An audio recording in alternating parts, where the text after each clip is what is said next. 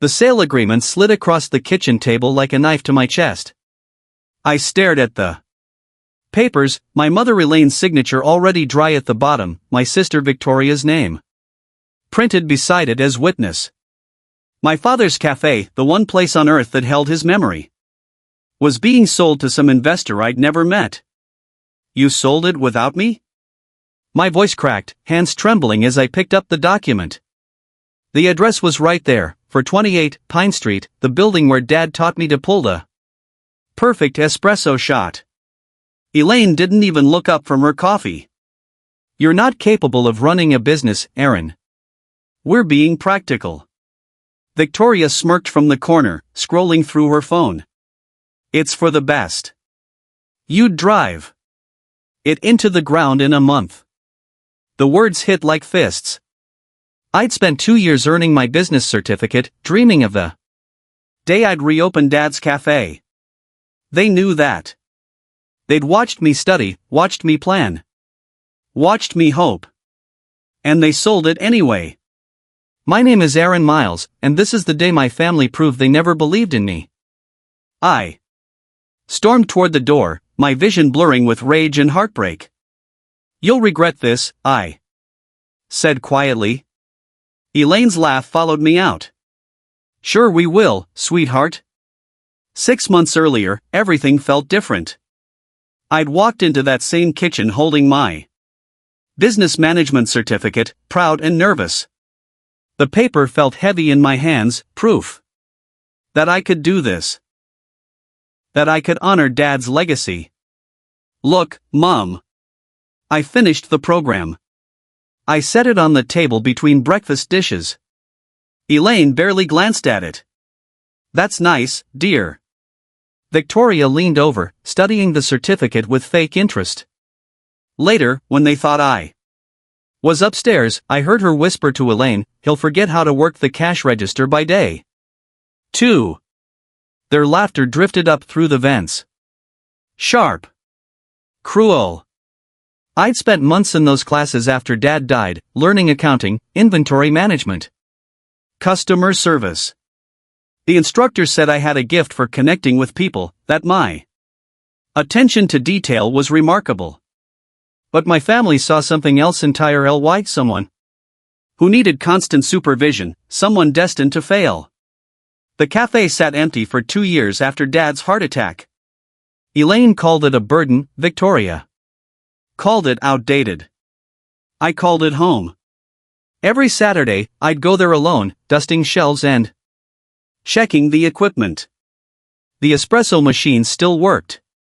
Dad's apron still hung on its hook. Before he embarrasses us, Elaine had said that night, her voice carrying. We need to sell it. Before Aaron gets any ideas. I lay awake until dawn, staring at my certificate on the wall. My last morning at Miles' Cafe felt like attending a funeral. I arrived before sunrise, unlocking the door with the key Dad gave me years ago. The smell hit me first, old coffee grounds, worn wood, the faint sweetness of pastries long gone. I walked behind the counter, running my fingers over the espresso machine. Dad taught me on this exact equipment, his patient hands guiding mine. The secret is in the timing, Aaron. Everything good takes time. A few regular customers stopped by, confused about the rumors. Mrs. Patterson, who'd been coming since I was 7, asked what would happen next. I forced a smile. New owner. Taking over. Change is good, right? She squeezed my hand. Your father would be so proud of who you've become. If only she knew. Gavin Holt arrived at noon, tall, polished, carrying a leather briefcase. He walked through the cafe with calculating eyes, measuring spaces, checking corners. But when he spoke to me, something unexpected happened. Kindness. You're Aaron? Elaine mentioned you. He offered his hand. I'd love to keep you on part-time if you're interested. Someone who knows this place could really help. Hope flickered in my chest. Maybe this wouldn't be the end. Maybe. Absolutely not. Elaine's voice cut through the moment. She'd appeared in the doorway. Victoria behind her. Aaron needs to move on. Find his own path. Gavin looked between us, confused. I said nothing, watching my last chance evaporate. Rock bottom smelled like discount floor cleaner and rotting produce. I started at Morrison's grocery 3 weeks after the cafe sold, stocking shelves and hauling boxes in the back. The manager, Stan, made jokes about my pace. Not cruel exactly, just thoughtless. You sure you can handle the heavy stuff? He'd asked on day one. I proved I could. Every box stacked perfectly, every label facing forward, every task completed with the same care Dad taught me. But the other workers didn't see that. They saw someone different, someone slow, someone easy to dismiss. I ate lunch alone in the stockroom, sitting on overturned crates with a sandwich and a photo of Dad. In the picture, we're standing in front of the cafe, his arm around my shoulders, both of us grinning. He believed in me when nobody else did. I miss you, I whispered to the photo. You'd know what to do. A customer appeared in the doorway, older gentleman, gray beard, kind eyes. Sorry to interrupt. Just wanted to say I've been watching you work. The care you put into every detail, that's rare. He handed me a business card. If you ever want weekend work, call me. I own a bakery downtown. The card read, Darnell Hayes, Hayes Family Bakery. I stared at it long after he left. Something warm blooming in my chest. Someone noticed. Someone cared. Darnell's bakery smelled like heaven, fresh bread, cinnamon rolls, possibilities. I called the number that evening, nervous but desperate. He answered on the second ring. Aaron. I hoped you'd call. Can you start Saturday? The work was hard but honest. Darnell taught me everything, how to manage morning rushes, how to read customer needs, how to balance books without fancy software. He had infinite patience, never making me feel less than capable. You've got instincts, son, he said one morning as I handled a difficult customer with ease. That's not something you can teach. Over weeks, the bakery became my sanctuary. Darnell's wife, Gloria, brought me coffee. During breaks, regular customers started requesting me specifically. For the first time since Dad died, I felt valuable. One quiet afternoon, Darnell leaned against the counter, studying me. Ever thought of starting your own coffee business again? You light up when you talk about that cafe. The question hit hard. I'd buried the dream the day Elaine signed the sale papers. I don't have the money or the support. Support starts with believing in yourself, he said gently. Money follows passion. That night, I dug out my business certificate from the back of my closet. I smoothed the wrinkles and hung it above my bed. Maybe Darnell was right. Maybe it wasn't over. I started saving every cent, tips, paychecks, coins found between couch cushions. I kept a jar in my room, labeled in marker, Miles Coffee, 2.0. Every deposit felt like rebellion, like proof. They were wrong about me. Family dinners became torture. Victoria landed a corporate job at some marketing firm downtown, and Elaine wouldn't stop bragging about it. Finally, someone in this family with real ambition. The jab was meant for me. I kept eating, kept quiet. Still playing grocery boy? Victoria asked one night, her smile sharp. Still working, yes. Elaine rolled her eyes. You could try for something more serious, Aaron. This bakery hobby isn't a real career. I bit my tongue until I tasted blood. Upstairs later, I added another $20 to the jar. $530 saved. Only $4,470 to go. before I could afford equipment for a small coffee cart. But then I heard them in the living room below, Elaine's voice excited, Victoria's eager. I crept to the top of the stairs. Victoria's boyfriend has investors ready, Elaine said. We're opening a cafe downtown. Modern, sleek, nothing like that dump we sold. They were going into the coffee business. Without me. Using everything I dreamed about. I returned to my room and stared at my savings jar, tears blurring my vision. They couldn't even let me have this. Gavin Holt walked into Darnell's bakery on a Tuesday morning, and I nearly dropped the tray of croissants I was carrying. He looked tired, stressed, nothing like the confident investor who'd bought Dad's cafe. Aaron? Recognition lit his face. I didn't know you worked here.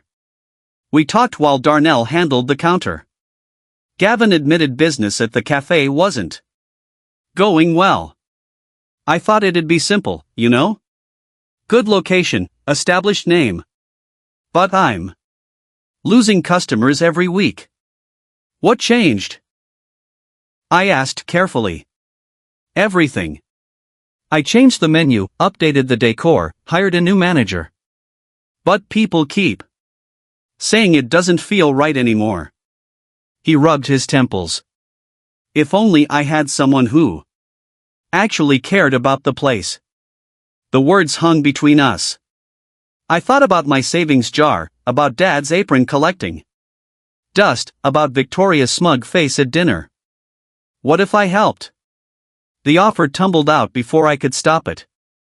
After hours. For free. Just to help get things back on track. Gavin stared at me. You'd do that? After your family sold it? It was my dad's cafe before it was theirs, I said quietly. I care about it more than they ever did. He extended his hand. When can you start? That handshake changed everything. Late nights at the cafe became my second life. After 8-hour shifts at the grocery and weekends at the bakery, I'd spend evenings at Dad's old place, fixing what Gavin's changes had broken. The new manager had rearranged everything. Efficiency over warmth. Profit over people. I quietly moved things back, the community bulletin board, the mismatched shares regulars. Loved the handwritten menu specials. I retrained staff on Dad's recipes, the ones I'd memorized. Real espresso, properly pulled. Fresh pastries from Darnell's bakery instead of frozen ones. Little details that mattered. Within 3 weeks, customer complaints dropped. Within 6, profits started climbing. Gavin noticed. Aaron, this is incredible. Whatever you're doing, keep doing it. He handed me an envelope. It's not much, but you've earned this. Inside was a check for $300. I stared at it, overwhelmed. But more valuable than money was the trust in his eyes. Someone believed I could do this. Then one evening, as I wiped down tables, the door chimed. I looked up and froze. Elaine stood in the entrance, Victoria beside her. They'd come to see what the buzz was about, why Gavin's cafe was suddenly thriving again. When Elaine saw me behind the counter, her face twisted with something ugly. What are you doing here? She demanded. The cafe went silent. I asked you a question, Aaron. Elaine's voice carried across the cafe, sharp and accusatory. Customers turned in their seats, conversations dying mid-sentence. I work here, I said calmly, though my hands shook. Helping Gavin manage things. Manage? Victoria laughed. You can barely manage to fold laundry properly. Heat crept up my neck. Other customers were watching now, some with sympathy, others with curiosity. This was exactly what Elaine wanted, a public humiliation, proof that I didn't belong. Mom, maybe we should, I started. Don't mom me. This is pathetic. She gestured around the cafe. Your father would be ashamed, seeing you play pretend like this. The words hit like a physical blow. Dad would be ashamed? Of me trying to honor his legacy? I opened my mouth, but nothing came out. Gavin emerged from the back office, his expression hardening. Mrs. Miles, I'm going to have to ask you to leave. Excuse me? Elaine turned on him. I have every right to.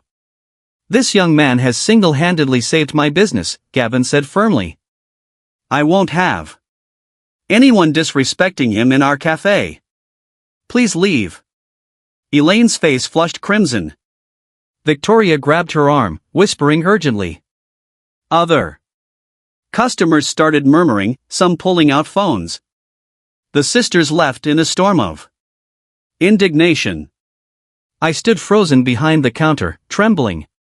An older woman at table 6 started clapping. Then another joined. Soon the whole cafe erupted in applause. That night, the video went viral locally. My phone exploded with notifications. Someone had filmed the entire confrontation. Elaine's cruel words, Gavin's defense, the spontaneous applause. Within 20-4 hours, it had 15,000 views on social media. Comments flooded in, "This young man's composure is incredible. Imagine treating your own son like that. I'm driving to this cafe tomorrow to support him." The attention was overwhelming. Local news outlets requested interviews. Customers lined up around the block, wanting to meet the guy from the video. But at home, things got worse. Elaine and Victoria were furious. "You're making us look like villains," Victoria screamed. During a tense phone call. Everyone at my office saw that video. Do you know how embarrassing this is? I didn't film it, I said quietly. I was just doing my job. Your job? Elaine's voice dripped with venom. You humiliated your family for social media attention. I hung up. Their anger couldn't touch me anymore, not when I had hundreds of strangers defending me online, telling me I deserved better. Gavin called me into his office the next morning. Aaron, I've been thinking. The cafe's success is because of you. I want to make you co-manager officially. My throat tightened. Seriously? More than that. He slid papers across the desk. I'm giving you a small percentage of ownership. 5% to start. You've earned it. I stared at the contract, unable to breathe. Ownership of Dad's cafe. The dream I thought died was coming back to life. My first business card arrived 2 weeks later. Simple, elegant, Aaron Miles, co-manager. Miles Cafe.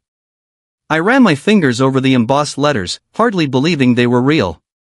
Darnell threw a celebration at the bakery, nothing fancy, just coffee and pastries with the staff who'd become family. Gloria hugged me tight. Your father's watching, honey. He's so proud. That night, I couldn't stop smiling. I'd done it. Despite everything, despite everyone who said I couldn't, I'd built something real. But the celebration was short-lived. A legal letter arrived 3 days later, addressed to both Gavin and me. My hands trembled as I read, cease and desist, unauthorized use of family name. Elaine and Victoria Miles. Hereby demand immediate removal of Miles from all business materials. Liga L action will follow non-compliance. I read it twice, 3 times, hoping I'd misunderstood. They were suing me for using my own last name. The name Dad gave me. Gavin's lawyer was blunt. They have grounds if they can prove family ownership of the name's commercial use. This could get expensive. It's my name, I said, voice breaking. It's my father's legacy. I know, son. But we'll need to fight this properly. The community rallied immediately. Regular customers started a legal fund.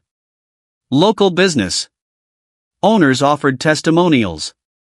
Even Mrs. Patterson from Dad's old customer base called the lawyer directly. But Elaine and Victoria weren't backing down. The mediation hearing was set for 6 weeks. Away, and I spent every night preparing, terrified of losing everything again.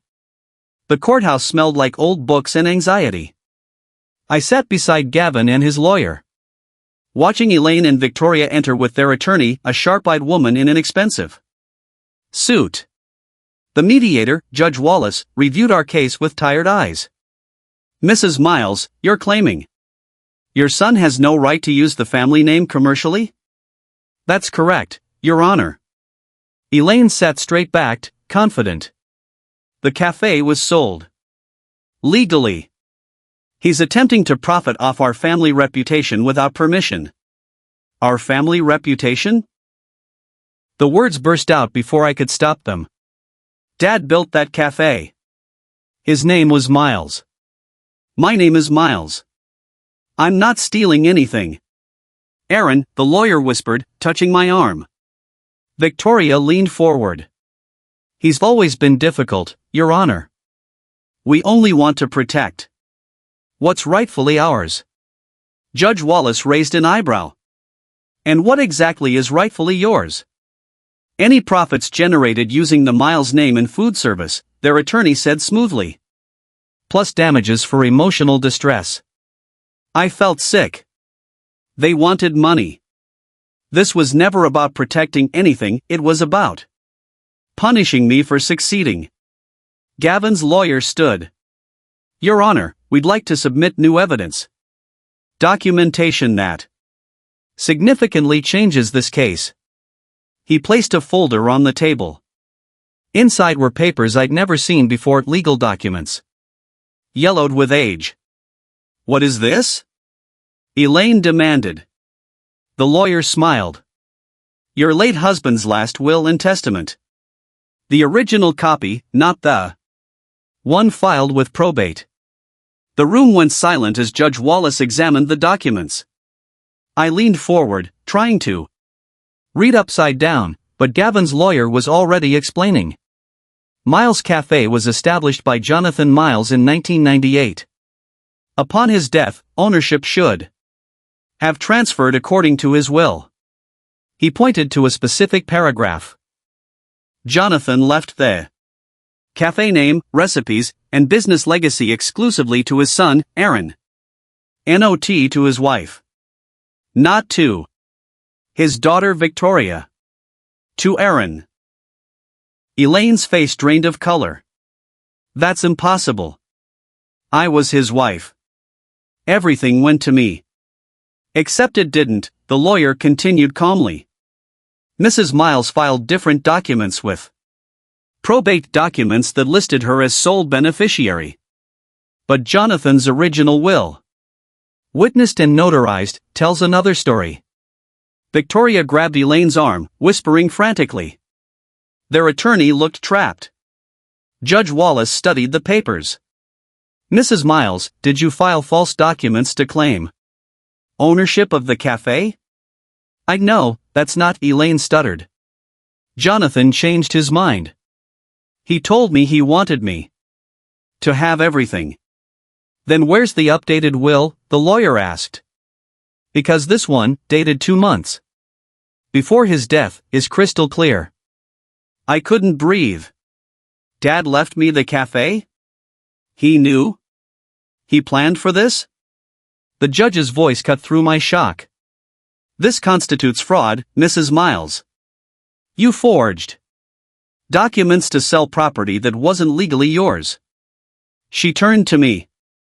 Mr. Miles, do you wish to press charges? Everyone stared at me. Elaine's eyes were wide, panicked. Victoria looked ready to bolt. My mother had stolen my inheritance, sold my father's dream, and called me incapable my entire life. All while committing fraud. Yes, I heard myself say. I want to press charges. The family dinner that followed was the most painful moment of my life. Elaine had requested it, claiming we needed to talk privately. I agreed only because Gavin insisted I shouldn't face them alone. He waited in the car outside. We sat at the same kitchen table where this nightmare began. The sale agreement was long gone, replaced by legal documents and betrayal. You're really going to destroy your own mother? Elaine's voice shook, but I couldn't tell if it was anger or fear. I'm not destroying anyone, I said quietly. I'm correcting what you did. Dad left me the café. You stole it. Victoria slammed her hand on the table. He was confused at the end. Those medications. Dad died of a heart attack, I interrupted. Suddenly. He wasn't on medications that would affect his judgment. The will is valid. Elaine's mask finally cracked.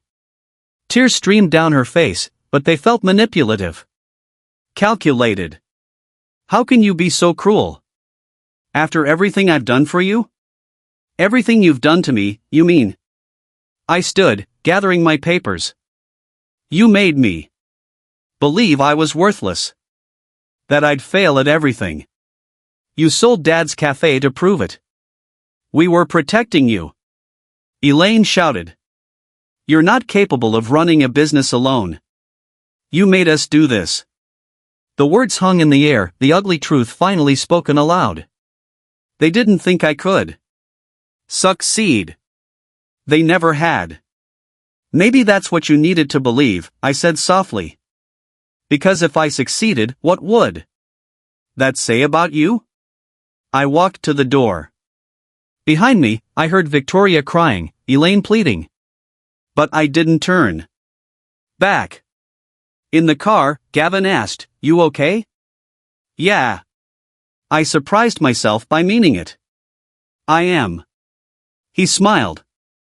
Good. Because I have a proposal. Full partnership, 50-50. We relaunch. Together, your way. But there's one condition. What's that? You have to lead the rebranding. New design, new menu, full public launch. This has to be yours, Aaron. Completely yours. The relaunch planning consumed my life, but in the best possible way. Gavin gave me creative control, which terrified and thrilled me in equal measure. We closed the cafe for 3 weeks to renovate, not changing Dad's vision, but enhancing it, making it estiringier. I designed a new menu blending Dad's classics with modern touches. Darnell supplied fresh pastries daily. We repainted in warm earth tones, hung local artwork, created a space that felt like home but looked toward the future. The community showed up in ways I never expected.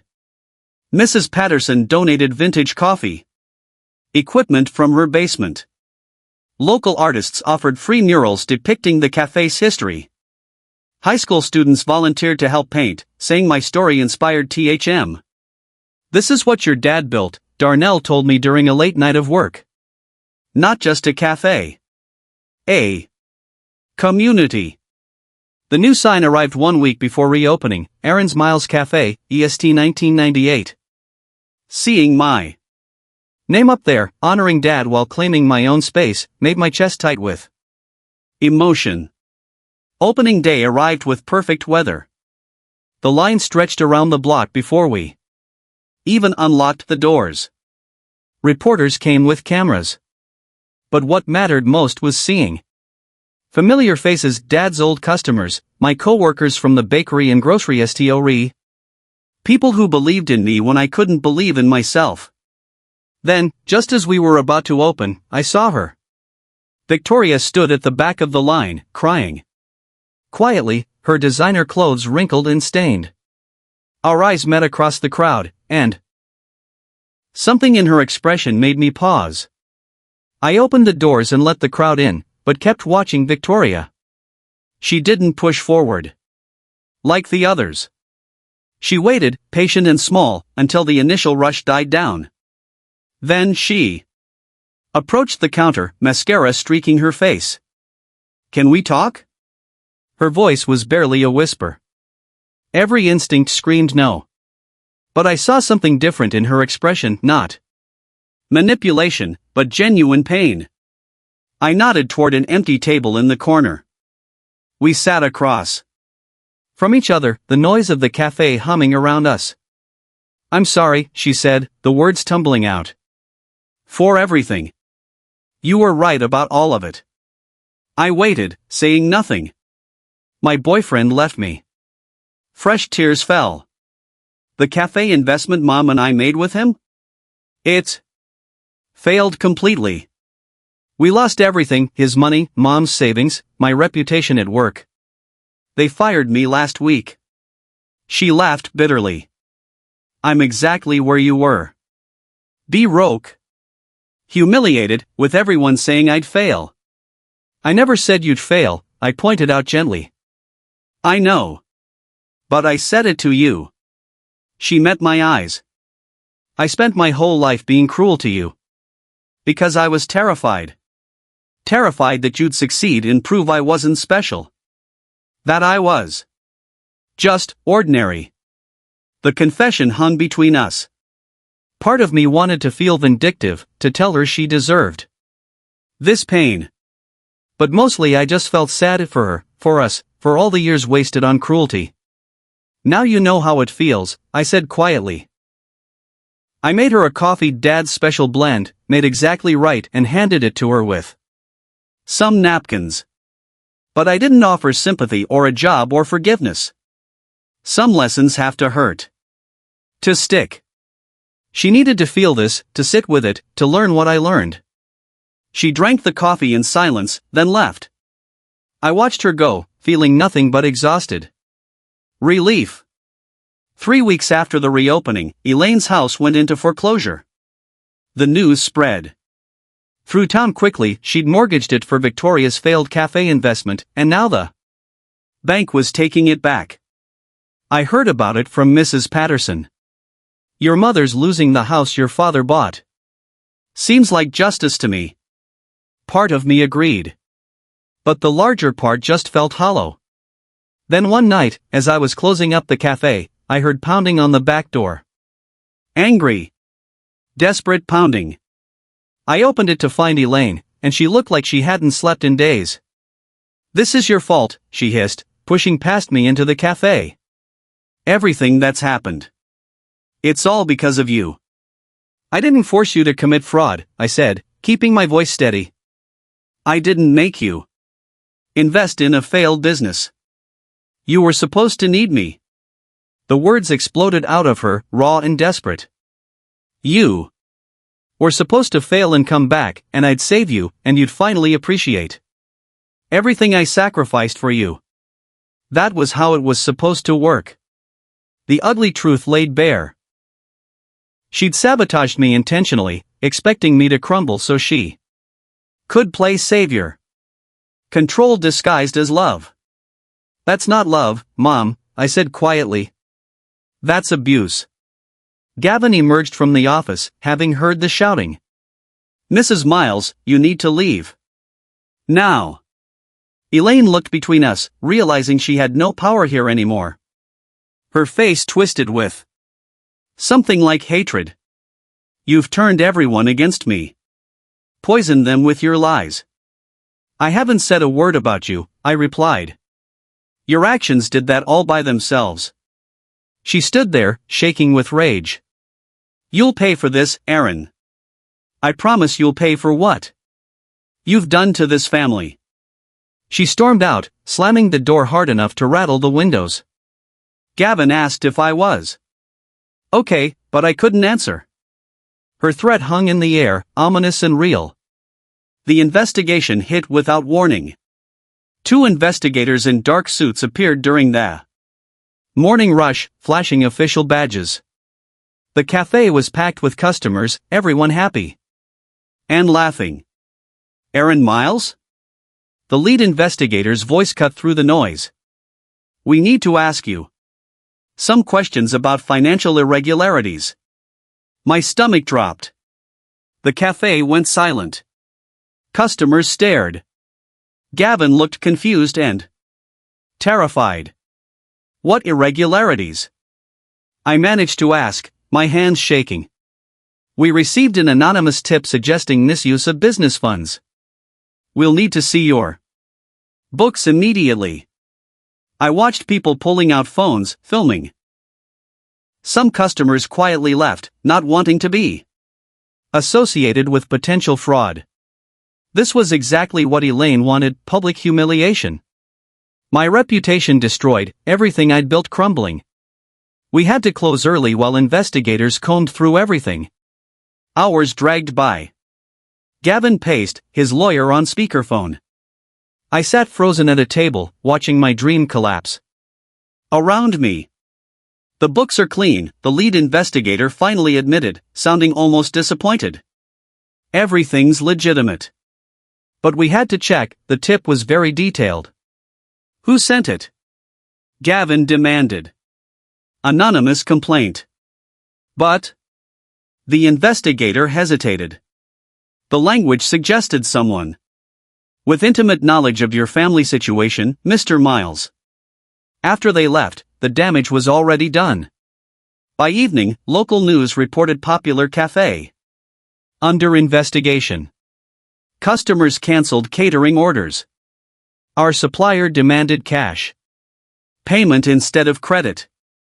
The community's trust, built so carefully, cracked in an instant.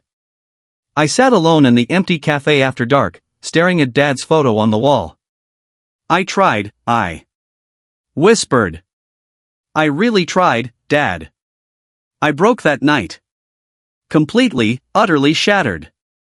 I sat on the cafe floor, Dad's apron clutched in my hands, and sobbed until I couldn't breathe. My chest hurt. My head pounded.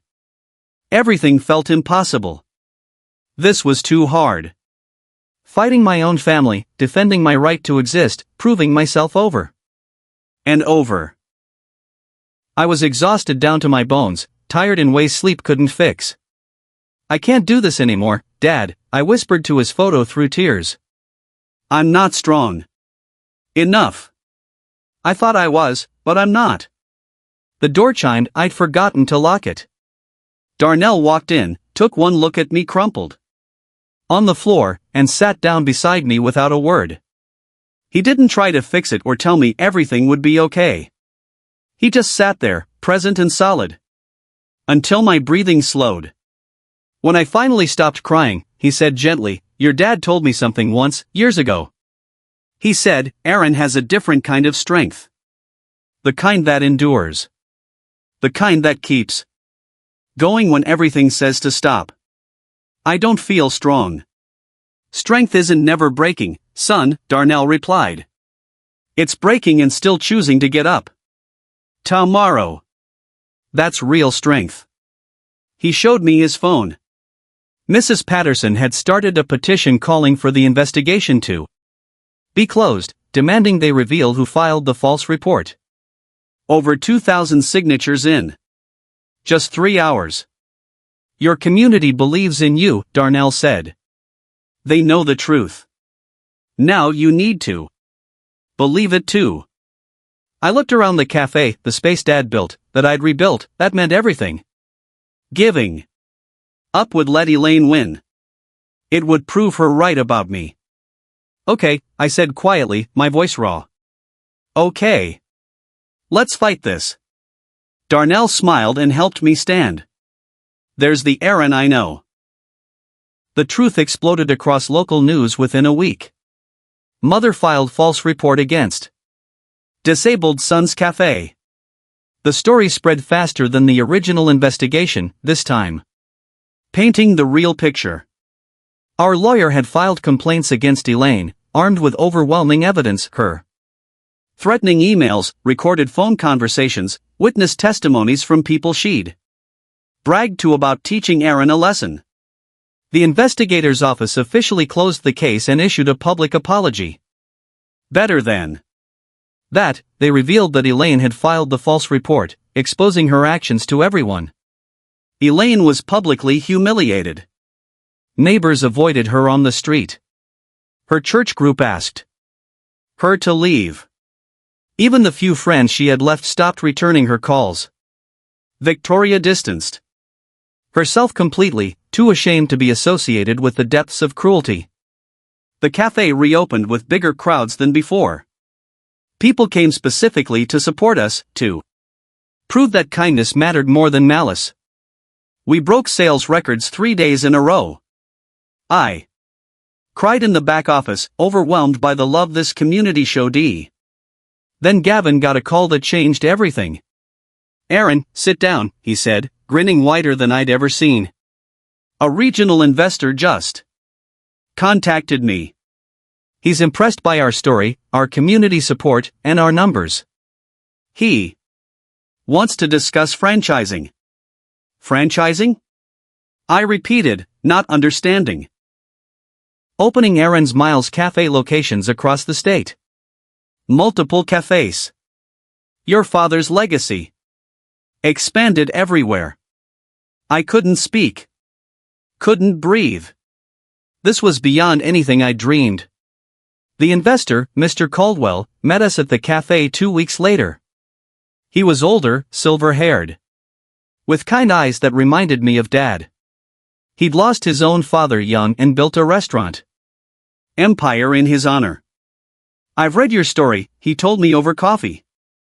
"I see what you've built here, not just a business, but hope.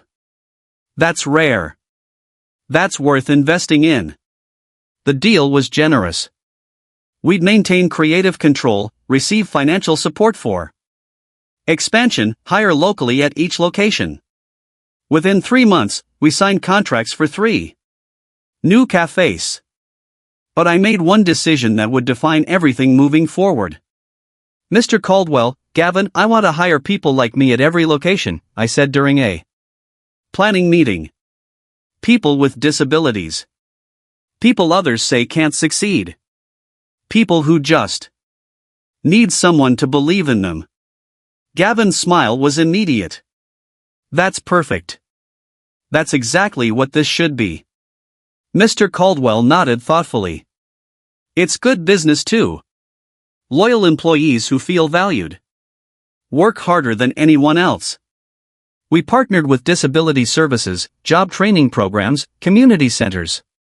Applications flooded into people who'd been rejected everywhere else, who'd been told they weren't good enough, fast enough, capable enough. I interviewed each person personally. I saw myself in their nervous hands, their careful words, their desperate hope. And I hired staff who others had written off as unemployable. Marcus had cerebral palsy and became our best barista after I trained him personally. Keisha had been homeless and became our second locations manager. Tyler had autism and revolutionized our inventory system with his attention to detail. The media loved it. Local cafe chain becomes model for inclusive hiring. But it wasn't about publicity. It was about remembering what it felt like to be dismissed and choosing differently. Dad would have loved this. The magazine interview was scheduled at our flagship location, the original cafe Dad built. A national business publication wanted to feature our story, from betrayal to empire, the Aaron Miles story.